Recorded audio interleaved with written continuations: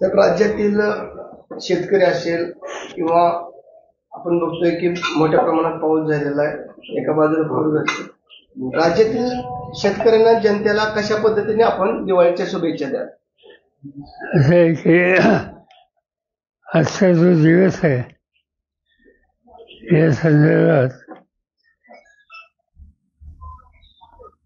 राष्ट्रवादी काँग्रेस पक्षाचे महाराष्ट्राचे अध्यक्ष शशिकांत शिंदे आणि त्यांच्या सगळ्या संघटनेच्या सहकार्यांनी बसून एक निर्णय घेतला आणि तो निर्णय की आजचा दिवस दिवाळी साजरी करायची नाही.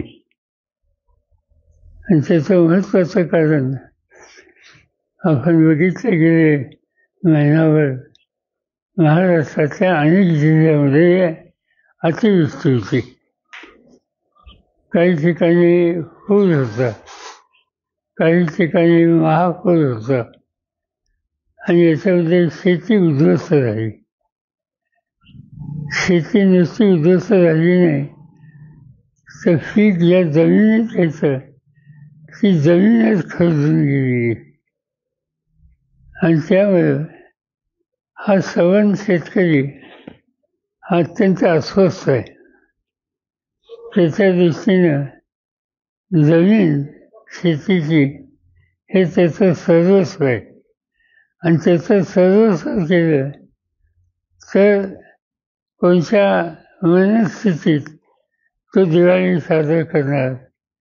आणि म्हणून त्याच्या या दुःखामध्ये आमच्या संघटनेनं सहभागी व्हायचा निर्णय घेतला. दोन गोष्टी त्याच्यामध्ये आहेत की संकट येतात, येत नाही असं नाही, पण अशा वेळेला ज्यांच्या हातात राज्याची देशाची सत्ता आहे त्यांची ही जबाबदारी असते संकटग्रस्त लोकांना संकटातून बाहेर काढायला हातभार लावायचा. आता राज्य सरकारने काही चोखडी रक्कम काही लोकांना जाहीर केली, पण नुकसानीचं स्वरूप हे बघितल्याच्या नंतर या चोखडी रकमेचा उपयोग त्याला पुन्हा उभं करण्यासाठी होईल असं त्यांना वाटत नाही. आणि त्यामुळे राज्य सरकारवर सुद्धा हा संकटग्रस्त नाराज आहे. मला असं वाटतं माझा या सगळ्या प्रश्नाकडे बघायचा दृष्टिकोन हा वेगळा आहे. इथं मी राजकारण आणू इच्छित नाही, पण संकटग्रस्त लोकांना संकटातून बाहेर काढण्यासाठी सगळ्यांनी मिळून प्रयत्नाची पराकाष्ठा ही केली पाहिजे. आणि ती तयारी राज्य सरकारला आणि लोकांनी सुद्धा दाखवली. पण मोकळ्या हाताने मदत करण्याची तयारी आत्तापर्यंत दिसत नाही. त्यामुळं नाईलाजानं आजचा दिवस साजरा करायचा नाही असा निर्णय आमच्या संघटनेला घ्यायला लागला. मी एवढं सांगू इच्छितो की हे जे काही घडतंय हे दुःखद आहे, त्याच्यात अधिक भाषा नको. पुरंदरमधील शेतकऱ्यांशी संवाद साधला त्यावेळी शेतकऱ्यांनी मोबदला अजून आम्हाला डिक्लेअर झाला नाही, त्यामुळे नाराजी कुठेतरी व्यक्त केलेली आहे. त्याची तुम्ही संवाद साधला, काय नक्की? मोबदला हा विषय नाही. त्यांनी जे विषय मांडले एक तर त्यांचं म्हणणं होतं ही जागाच बदला. आता हा निर्णय काही मी घेऊ शकत नाही, काही इथे अधिकारी घेऊ शकत नाही, केंद्र सरकारचा हा प्रश्न आहे. जर विमानतळ कुठं काढायचा हा निर्णय शेवटी केंद्र सरकार घेईल. प्रश्न असा आहे की जिथं काढला जाईल त्या सवन शेतकऱ्यांची शेती ही ताब्यात घेतली जाईल आणि अशा सगळ्या वर्गाचं पुनर्वसन आणि त्यांची नुकसान भरपाई कशी द्यायची, कशी दिली जाईल यासंबंधी या सवन शेतकरी वर्गाच्यात अस्वस्थता आहे आणि त्यामुळं विरोध सुद्धा आहे. आमच्या सगळ्या चर्चेमध्ये मी एवढं सांगितलं की कुणीतरी गैरकायद्याने तुमची जमीन काढू शकत नाही.